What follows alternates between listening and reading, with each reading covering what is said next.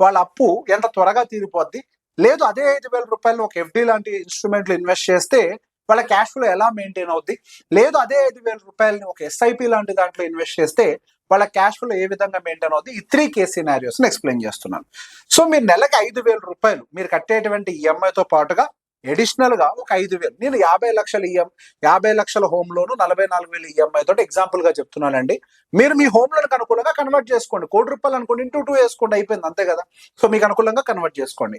ఈజీగా ఉండటం కోసం 50 లక్షలతో చెప్తున్నాను. ఓకే, సో బేసిక్ గా మీరు ఇక్కడ ప్రీపే చేసి నేను ముందు ప్రీపే చేస్తా, ప్రీపే మొత్తం అయిపోయిన తర్వాత మిగిలిన డబ్బులు తీసుకొని వెళ్ళి మ్యూచువల్ ఫండ్స్ లో ఇన్వెస్ట్మెంట్ పెట్టుకుంటా. ఇది కూడా కరెక్టే. నేను ఎర్లీగా 5,000 కట్టుకుంటూ వెళ్ళిపోతే నా లోన్ ఎర్లీగా క్లియర్ అయింది కదా. కావాలంటే ఈ 5,000 ప్లస్ ఇంతకు ముందు ఏదైతే ఈఎంఐ కడుతున్నానో ఆ డబ్బు రెండు కలిపి అప్పటి నుంచి ఎస్ఐపి స్టార్ట్ చేస్తా. సో ఈ కేసులో ఏమవుతుందో మీరు గమనిస్తే సుమారుగా 15 ఏళ్ళు 15.5 సంవత్సరాలకు ఎప్పుడుకో మీ ఈఎంఐ క్లియర్ అయిపోద్ది.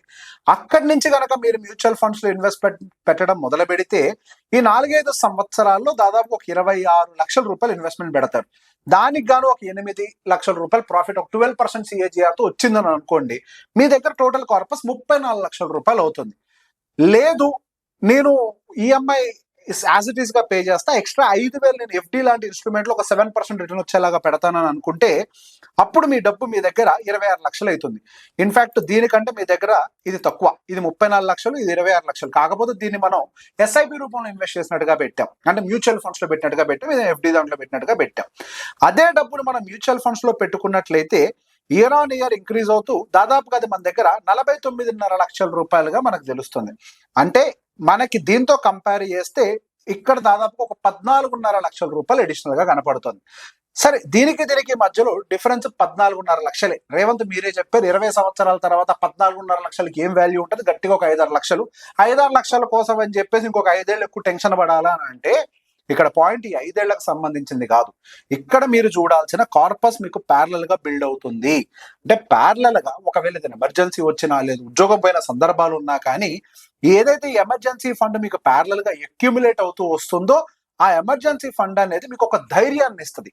మీరు ఆ ఇంట్లో ఉండటం కాదు, ఆ ఇంట్లో ప్రతిరోజు రాత్రి ప్రశాంతంగా నిద్రపోవాలి అని అంటే మీకు ఒక ధైర్యమైన పరిస్థితి ఉండాలి. అది ఎప్పుడు మీ కళ్ళ ముందు మీ డబ్బు కనపడుతూ ఉన్నప్పుడు, రాత్రికి రాత్రి ఏదైనా ఎమర్జెన్సీ వచ్చినా కానీ తట్టుకోగలను అనే ఒక ధైర్యం ఉండాలి అని అంటే మీ దగ్గర అకౌంట్ లో డబ్బులు ఉండాలి.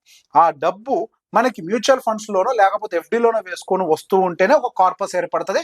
అఫ్ కోర్స్ ఎఫ్డీలో తక్కువగా కనిపిస్తుంది, మేబీ మనకు మ్యూచువల్ ఫండ్స్ లో కొంత డబ్బు అనేది ఎక్కువగా కనిపిస్తూ ఉంటది.